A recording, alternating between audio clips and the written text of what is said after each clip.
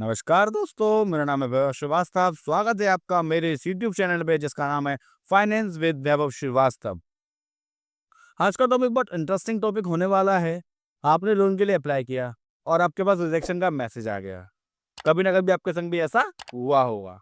तो आज हम इसी टॉपिक पे जानेंगे कि 5 ऐसे कौन से मेन रीजन हैं जिसकी वजह से लोन रिजेक्ट हो जाता है। बैंक और एनबीएफसी आपके लोन को रिजेक्ट कर देती है।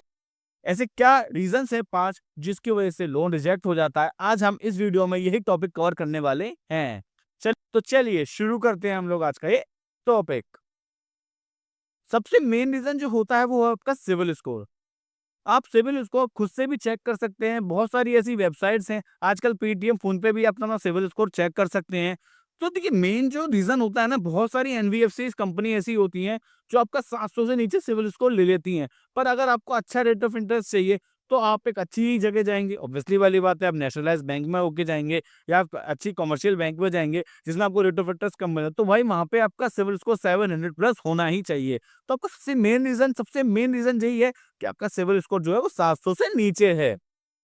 और सबसे बड़ी बात कि बैंक ना ट्रस्ट नहीं कर पाती है ऐसे लोगों पे जिसका सिविल स्कोर 700 से नीचे होता है। बैंक ऐसे लोगों पे ट्रस्ट नहीं कर पाती है इजीली कि वो आप लोग उनका पैसा वापस कर पाओगे कि नहीं कर पाओगे, या आपने कोई पोस्ट ईएमआई डिलीट तो नहीं करी इसकी वजह से आपका 700 नीचे नीचे सिविल स्कोर हो गया है, या एक बुरा इम्पैक्ट पड़ता है आपकी सिविल के ऊपर बैंक के थ्रू कि आपने कोई ईएमआई, पुरानी ईएमआई डिले कर दी है। तो आपका सबसे मेन रीजन यही है कि आपका 700 से नीचे स्कोर है।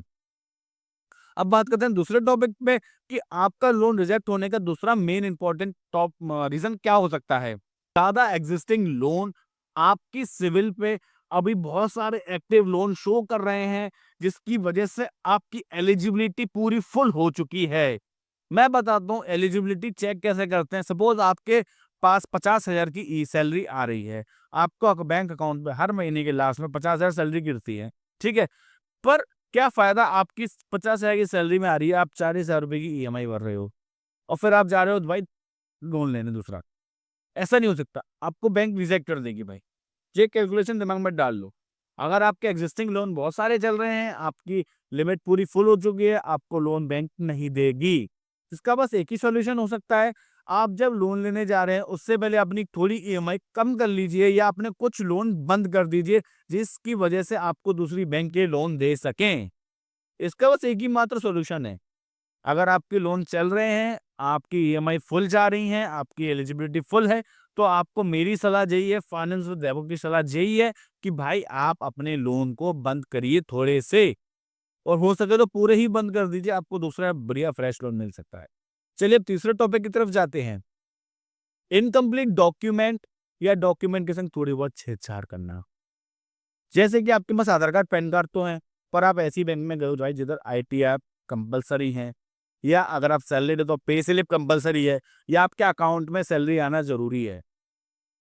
अगर आप एक ऐसे बैंक में गए हैं और आपके पास वही डॉक्यूमेंट नहीं है तो भाई रीजन तो है ही रिजेक्ट होने का, सीधा सीधा टॉपिक है। समझ रहे हैं ना। अगर आपके पास सिर्फ आधार कार्ड, पैन कार्ड है और आपके पास पूरे डॉक्यूमेंट है ही नहीं, आईटीआर नहीं है, जीएसटी नहीं है, आपको लोन चाहिए भाई बढ़िया रेट ऑफ इंटरेस्ट पे, तो कैसे मिलेगा मेरे भाई? नहीं मिल सकता, रिजेक्ट हो गया लोन।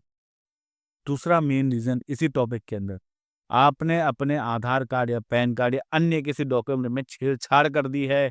आपने उसकी डेट ऑफ बर्थ चेंज कर दिया, आपने नाम चेंज कर दिया, आपने कुछ और चेंज कर दिया, आपने फर्जीवाड़ा कुछ कर दिया, उसके चक वजह से भी आपका लोन रिजेक्ट होता है और शायद आपको सजा भी हो जाए। तो डॉक्यूमेंट के संग कोई छेड़छाड़ कभी जिंदगी में मत करिए आप लोग। ये आपसे मेरी विनती है। वो इसकी वजह से आपका लोन रिजेक्ट हो जाता है। आपके पास प्रॉपर पूरे डॉक्यूमेंट होने चाहिए। बैंक वालों से पहले बातचीत करिए, उनसे पूछिए कि आपके डॉक्यूमेंट्स क्या-क्या नीड हैं आपको डॉक्यूमेंट्स की, वो मैं आपको प्रोवाइड कराऊँगा। अगर वो मेरे पास नहीं है तो मैं बनवाऊँगा, वरना मैं आपके यहाँ से लोन नहीं लूँगा। भाई रिजेक्ट होने के कारण बहुत सारे हैं। ये तीसरा कारण बताया। अभी बात करते हैं चौथे कारण पे, रिजेक्ट होने का लोन का कारण। Unstable income. जैसे कि आप ऐसी कोई प्रोफाइल में हैं या आप ऐसा कोई काम करते हैं जिसको बैंकों की तरफ से वो नेगेटिव प्रोफाइल है। जैसे कि आप कोई जॉब कर रहे हैं और आप फ्रीक्वेंट में जॉब को चेंज कर रहे हैं, 3-3, 4-4, 5-5 महीने में जॉब को चेंज कर रहे हैं। भाई नेगेटिव प्रोफाइल हो जाता है। आपको लोन नहीं मिल सकता, सॉरी। या आप अपना बिज़नेस शुरू करने हैं या शुरू करने वाले हैं, आपको लोन नहीं मिल सकता है, सॉरी। या आपके बिजनेस को उतना टाइम ही नहीं हुआ है जो बैंक की पॉलिसी के अकॉर्डिंग है, आपको लोन नहीं मिल सकता है। समझ रहे हैं आप मेरी बात? या फिर आप अपनी जॉब को फ्रीक्वेंट चेंज कर रहे हैं, आप एक सर्टेन पीरियड के लिए आपको उस जॉब में रहना पड़ेगा, आपको तब बैंक लोन दे पाएगी। या आप एक सर्टेन पीरियड के लिए आप जो बिज़नेस कर रहे हैं, आपको उतना टाइम हो जाना चाहिए, तब आपको बैंक लोन दे सकती है। पर अगर आप सोचें कि भाई आपने अभी शुरू करा है, नया बिज़नेस है, मेरे को लोन मिल जाए, नहीं मिल सकता, बहुत डिफ़िकल्ट है आपको लोन मिलना।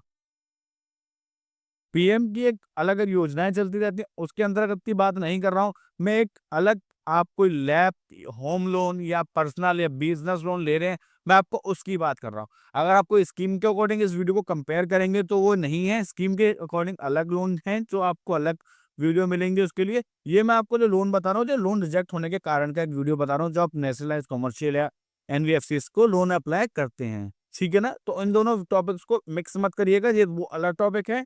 पीएम योजना वाले लोनों की, और ये टॉपिक अलग चल रहा है आपका। इसका सॉल्यूशन बस एक ही है, आपके पास सैलरी स्लिप प्रॉपर होनी चाहिए, आईटीआर प्रॉपर होने चाहिए, आप एक विंटेज एम्प्लॉय प्रॉपर होनी चाहिए किसी कंपनी का, आपका एक प्रॉपर विंटेज हो जाना चाहिए बिज़नेस के अंदर। 5वां जो मेन टॉपिक है, आपकी इंक्वायरीज़ बहुत हैं भाई। आपकी सिविल पे बहुत सारी इंक्वायरीज़, आपने 1-1 महीने में 5-5 6-6 इंक्वायरी ले डाली हैं। ये एक बहुत गलत इम्पैक्ट पड़ता है बैंक के ऊपर और आपके ऊपर। क्यों भाई, ऐसा क्यों होता है, मैं आपको बताऊँ। सिंपल भाषा में बात करते हैं, अग अब्दुल है, अब अब्दुल को लोन लेना है भाई, अब उसे बैंक लोन नहीं दे पा रही है। अब वो हर जगह अपने-अपने दोस्तों के पास जा रहा है, पैसे लेने के लिए, पर पैसा उसको मिल नहीं पा रहा है। अब एक से लिया, उसने मना करा, दूसरे से लिया, उसने मना, तीसरे से लिया, उसने मना, चौथे से लिया, उसने मना करा, 5वें से लिया, उसने भी मना कर दिया। अब वो छठे के पास जा रहा है, छठा भी क्यों देगा भाई, जब ऑलरेडी 5 लोगों ने मना कर दिया। तो same as it is bank भी यही करती है। आप पहले एक बैंक में गए, फिर दूसरी बैंक में गए, तीसरी बैंक में गए, चौथी बैंक में गए, 5वीं बैंक में गए, छठी बैंक में गए, आपको सब बैंकें रिजेक्ट कर रही हैं। आपको कारण नहीं पता चल रहा है, आपको रिजेक्शन क्यों मिल रही है, पर आप फिर भी हर बैंक में जा रहे हो, तो भाई आपको 7वीं 8वीं बैंक भी रिजेक्ट ही करेगी। क्योंकि आपकी इंक्वायरीज़ इतनी बढ़ चुकी हैं, उसकी वजह से आपको लोन नहीं मिल पा रहा है। इसका सॉल्यूशन एक ही है भाई, हमने पहले जो आपका रिजेक्शन का कारण क्या है वो जानिए, फिर आप अपनी किसी ट्रस्टेड एनबीएफसी या बैंक में जाइए, अपने पेपर सबमिट करिए, उनसे पहले पूछिए कि मैं इस पेपरों पे लोन लेने के लिए एलिजिबल हूँ कि नहीं हूँ, कि मेरा ये जॉब प्रोफाइल है या मेरा बिजनेस प्रोफाइल ये है कि मैं इसके ब्याज पे लोन दे सकता हूँ आपसे, क्या मेरी प्रॉपर्टी ये है, इसके ब्याज पे मैं आपसे लोन ले सकता हूँ। पहले आप उनसे कंपेयर करिए, उनसे पूछिए, उनसे सवाल करिए, तब जाके आप किसी और बैंक में अपनी फाइल लगाइए। अगर आप ऐसा नहीं करते हैं तो आपका रिजेक्शन 101% होगा ही होगा। ये जो 5 रीज़न मैंने आपको बताए हैं ना, शायद अगर आप मेरी वीडियो रिलेट कर पा रहे हैं अपने आप से, तो शायद आपको पता चल रहा होगा कि आपकी जो प्रोफ़ाइल है वो रिजेक्ट क्यों हुई। अगर आपको मेरी वीडियो समझ में आ रही हो ना भाई, तो प्लीज़ लाइक करें, कमेंट करें, शेयर करें और सब्सक्राइब करना ना भूलें। ठीक है? क्योंकि मैं आपके लिए यही वैल्यूएबल कंटेंट्स लाता रहता हूँ, आपको नॉलेजेबल चीज़ें बताता रहता हूँ, जिससे आपको फाइनेंस से रिलेटेड कोई प्रॉब्लम ना हो। मेरा यही मानना है कि अगर आप एक बार फाइल लेके गए अपने किसी एनबीएफसी बैंक या नेशनलाइज्ड बैंक में या कमर्शियल बैंक में गए, तो आपका लोन यूँ हो जाए। समझ रहे हैं ना? आपको ज़्यादा प्रॉब्लम ना हो। आपका लोन यूँ हो जाए, आपको कोई दिक्कत भी ना हो और आपका काम भी झट से हो जाए। मेरा मानना यही है भाई। तो दोबारा रिकैप करते हैं, गुड सिविल स्कोर आपका होना चाहिए, डॉक्यूमेंट्स के संग आपकी कोई छेड़छाड़ नहीं होनी चाहिए, आपका जो एलिजिबिलिटी है वो आपकी कम होनी चाहिए, मतलब आपका ये ना हो कि पूरा लोन आपका भरपूर चल रहा हो सिविल पे और आपकी एलिजिबिलिटी पूरी फुल चल रही हो, भाई नहीं, ऐसा नहीं होना चाहिए। आपकी एक स्टेबल इनकम होनी चाहिए और आपकी ज़्यादा इंक्वायरीज़ नहीं होनी चाहिए। यही मेन 5 कारण होते हैं ना सर, जिसकी वजह से लोन आपका रिजेक्ट हो जाता है, जिसकी वजह से आपको लोन नहीं मिल पाता है। यही एक 5 कारण होते हैं। तो आई होप कि आप मेरी इस वीडियो से रिलेट कर पाए हों, आपको ये मेरी वीडियो समझ में आई हो। समझ में आई है वीडियो तो प्लीज़ कमेंट करें, अगर नहीं भी समझ में आई ना, तो भाई प्लीज़ मुझे मेरी मिस्टेक बताएँ कि मेरे में क्या गलती हो रही है, मैं क्या गलती कर रहा हूँ वीडियो में, आप उसको भी मुझे बताइए। जी, आज का टॉपिक यहीं समाप्त करते हैं। राधे, राधे।